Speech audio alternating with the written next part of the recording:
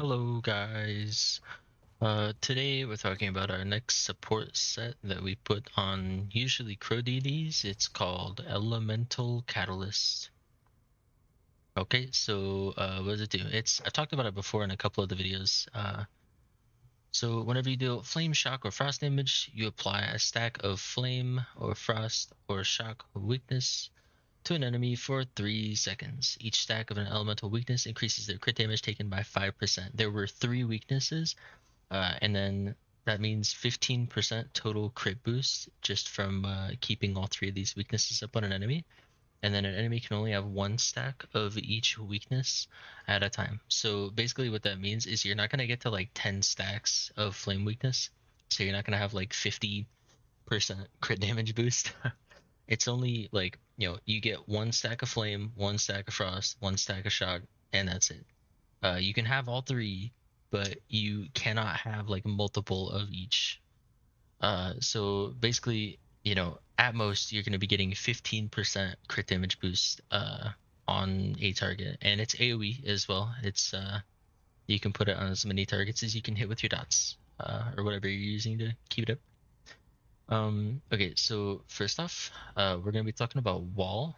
So wall is cool, right? It's ticking, every second. So you're gonna have pretty consistent flame up times as long as you're keeping this up, right? And it's you don't need a corpse for it either, so it's just, place it, keep it up on the enemy.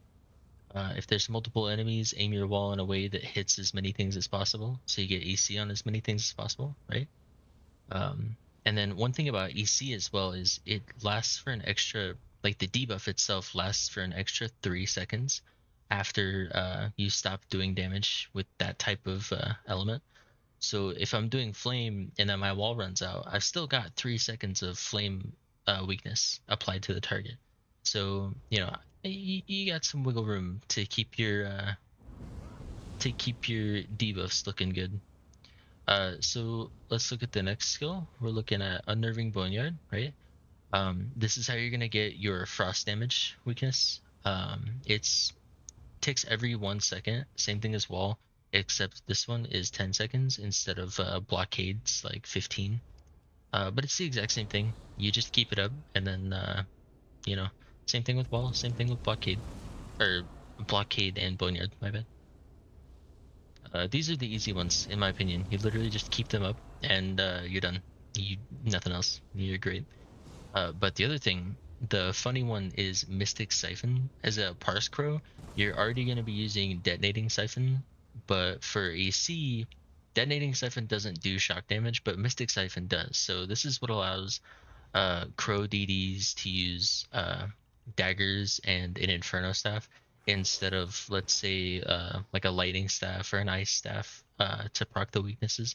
They've just got like a skill that does lightning built into them, right? So they've got all 3 just based in their skills alone. That's really helpful because then you're allowed to push more damage. That's why we usually put EC on a Crow instead of other classes. Like Templar doesn't have any way to do frost or lightning as far as I'm aware, so they have to do like a lightning staff or an ice staff. I don't think a Templar can hit all 3 weaknesses. They can do like Vampire's Bane to hit fire and then lightning staff backbar, and then where's your ice, right? You just don't have it. One thing to keep in mind is your flame enchant does not proc EC. This was a change a long time ago where sets like Encratis and EC that proc off of like flame damage, they made it so that enchants can't proc those. So don't rely on that to keep up your EC. It's the only things that are going to keep it up are your wall, your boneyard, and your siphon for lightning. And then we didn't talk about siphon yet. Let's go look at that. Okay, so siphon is a dot just like the other ones, and it's actually longer than the other ones. It's 20 seconds, but the drawback to it is it needs a corpse. Good thing for you though, you're a crow, so you're going to be generating corpses every time that your blastbones dies, and that should be like 1, 2, 3, like every 3 seconds. So you got plenty of time to generate more corpses. The annoying thing though is like, let's say I'm attacking something and I have to move. That corpse is over there. I can't use it from across the room, right? Like if you just move away from your corpse, it's gone. So you have to generate more corpses. But yeah, no, as long as you have a corpse though, like let's get a blastbones up, make a corpse. Here is the corpse, the dead body on the floor. We're gonna use it. And then there you go. It's the line. And it's also yourself as well. So anything that the line touches, as well as anything that you touch yourself. As far as I'm aware, unless I'm just absolutely crazy, right? So we can test this. I'm gonna proc my archer. So this is another way of getting a corpse, right? Using the skeletal mage or skeletal archer. When he dies, he creates a corpse on death. So having both blastbones and the mage up, you're gonna get 2 sources of corpses. Okay, so let's go ahead and use this corpse back here, and then look, I'm not even gonna be near the guy. I'm gonna just let my thing touch him. There, right there. So as long as the line is touching him, he's gonna be having the shock weakness. See how it stopped? And then now it's back on him. And then now it's stopping. And now it's back on him. And then another thing, let's go ahead and do that again. Let's get our guy procced here in the back. And then we have to wait for him to disappear. This is gonna take like 10 seconds. Oh, actually, one little trick is so he's like 5 seconds left on the timer. If you re-up it at like 5 seconds, you're gonna get the corpse back. It's not like at the end of the timer. I believe it's like halfway through the duration they'll create a corpse. And I let him go away. I'm so stupid. Okay. So here, we'll do it again. So I'm gonna make the corpse, right? And then I'm gonna get like reasonably close to him. Okay, right here, I'm doing shock weakness. The line is not touching him, but look, I'm close enough to him that it is.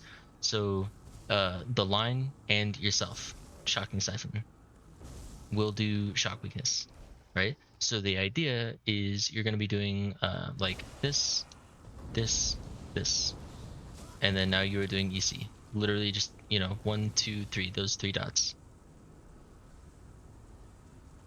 Let's go ahead and reset the dummy. Look at the combat metrics. Oh, I think I messed it up. Look at him go. It says I was in combat for 2 minutes and 22 seconds, but looky there. Shock weakness, flame weakness, frost weakness. I did it. I was successful with it. Okay.